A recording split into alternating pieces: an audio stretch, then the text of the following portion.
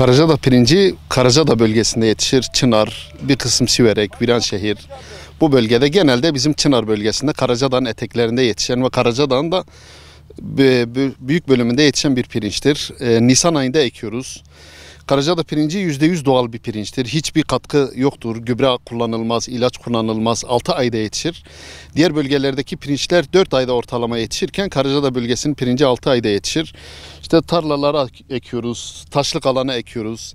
Zahmeti ekerken çift sürülmüyor, direkt toprak yüzeyine atılıyor. Sulama çok istiyor, çok bol su istiyor. Bu uzak doğuda belgesellerde gördüğümüz pirinç gibi değil.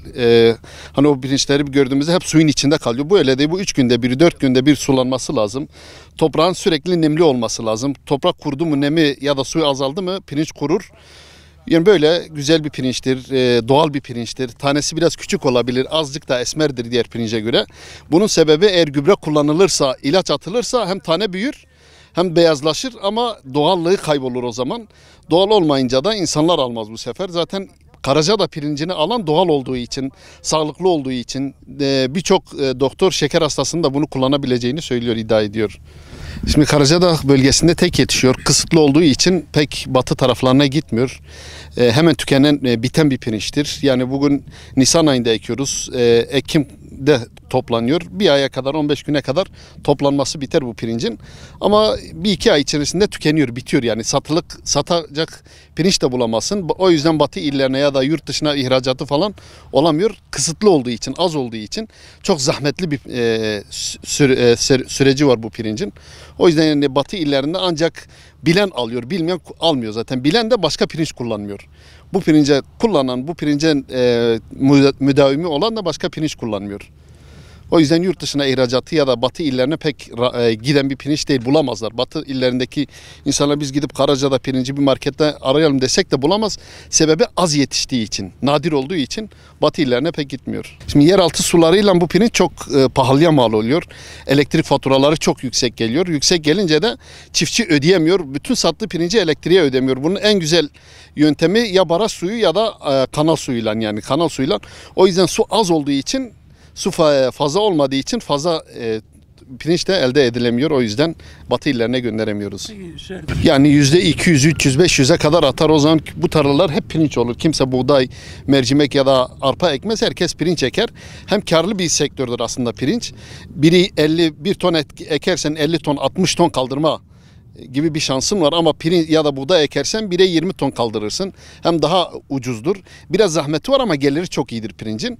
İşte dezavantajı su yok. Sulama az olduğu için ya da kanal suyu olmadığı için fazla ekemiyoruz. Hocam bu sene de iyidir çok şükür.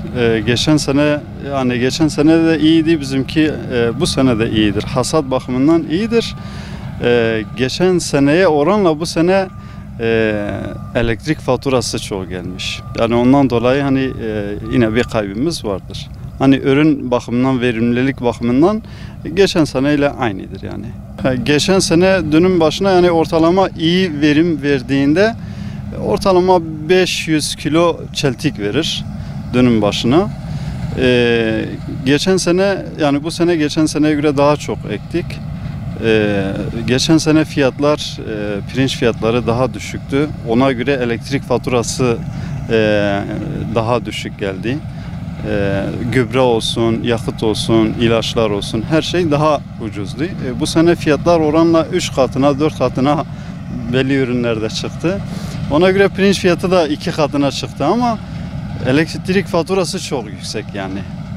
Hani geçen sene pirinç 25 kilogramlık bir çuval 350 ortalama 350'den sattık toplam fiyatı.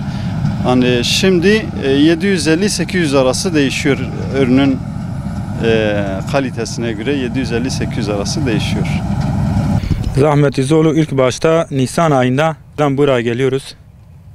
Ekimizi çamurun içinde, yağmurdur, çamurdur, sulamadır. Tam bacaklarımız yarıya kadar çamurda çalışıyoruz. Saat erkenden geliyoruz. Kahvaltımızı yapar yapmaz güneş doğusundan geliyoruz. Akşam batısına kadar çalışıyoruz. Ondan sonra en az bir aydan fazla çalışma şeyimiz var, süresi var. Bir aydan fazla. Ondan sonra geliyoruz Eylül, Ekim ayına kadar biçme şeyimiz var. Zamanı hasadı. 6 yıl oldu ben bu sektörde çalışıyorum. Babalarımız, dedelerimiz 40 yıl oldu. 30 yıldan fazladır bu sektörde çalışıyorlar. Biz de onlardan aldık.